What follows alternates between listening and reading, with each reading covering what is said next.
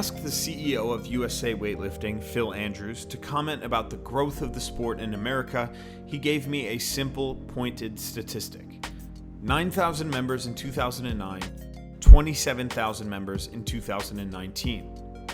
When we look at this growth and overlay it with the growth of CrossFit on a similar timeline, there is absolutely no coincidence that CrossFit has positively influenced not only the population involved in the sport, but the performance of American weightlifters internationally.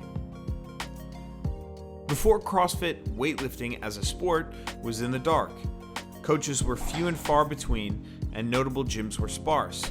Barring a few lifters from this era, athletes primarily fell into the sport when they had used the lifts to train for other sports and had found success on the national stage. However, USA's performance internationally was generally nowhere to be seen.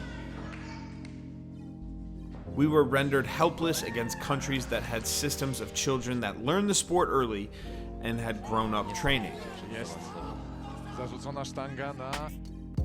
The CrossFit boom had ushered in a slew of weightlifters that have now begun to win medals internationally, with the most notable being Kate Nye, the IWF World Champion in the 71 kilo weight class. However, in Kate's case, she doesn't excel in weightlifting because of a background in CrossFit training. She excels in the sport because she's a tremendous athlete with years of high-level gymnastics training. CrossFit's primary place, as it pertains to the success of American weightlifting, is through exposure.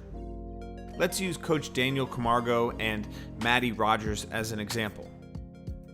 Maddie came from competitive cheerleading, joined a CrossFit gym, and was ultimately approached by Danny to give weightlifting a shot.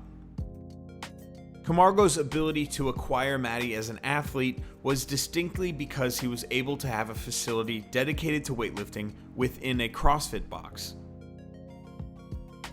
I have been to probably 50 plus gyms across America with a similar setup.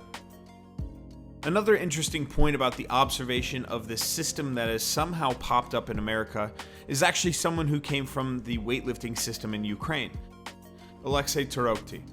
Yes, you do this just because you want to do this, you like, and maybe you believe that you will find some sponsors. Do you think that's a good system in the end? It's much better. And if you do CrossFit, when you have children, you will say, go to weightlifting. Not only do we have the weightlifters who want to be weightlifters because of their love for the sport, we have the children of CrossFitters who are starting to get barbells in their hands. A very prominent example of this is Morgan McCulloch, the 16-year-old phenom who started CrossFitting as a son of, you guessed it, a CrossFitter. CrossFit's role, either as a system or a mode of exposure, has been tremendous, as we have now seen USA win on medal counts at IWF Junior and Youth Worlds, as well as the highest placement in a long time at Senior Worlds. Having said all of this positive stuff about CrossFit, I can't help but think that we are now seeing CrossFit shoot itself in the foot. Back when I started in CrossFit in 2013, I absolutely reveled in it. Just all of the typical Kool-Aid drinking bullshit. I used to get so fired up when they would post videos. Their production around the games was phenomenal. Even when I switched to weightlifting, I still dug it. People were passionate about this weird, inexplicable sport, until they decided to fire their entire media team and destroy the thing that so many people loved. Yes, I had my issues with the methodology as seen in this video, but the downward spiral of CrossFit as a competitive sport led by a grumbling old guy was pretty hard for me to watch. However, this was all from a distance, because I remember making this comment on Armand Hammer's YouTube, and I actually think this is becoming true. Alex LaChance, a regional winner and CrossFit Games competitor, stopped weightlifting to try and go back to the games. However, the restructuring of the games forced her hand to go back into weightlifting, and what did we see? Alex LaChance standing atop the podium at USAW National Championships that same year.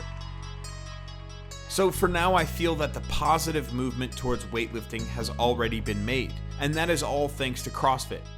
However, we may not see the same boom as before.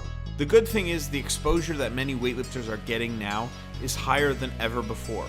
The proverbial damage has been done.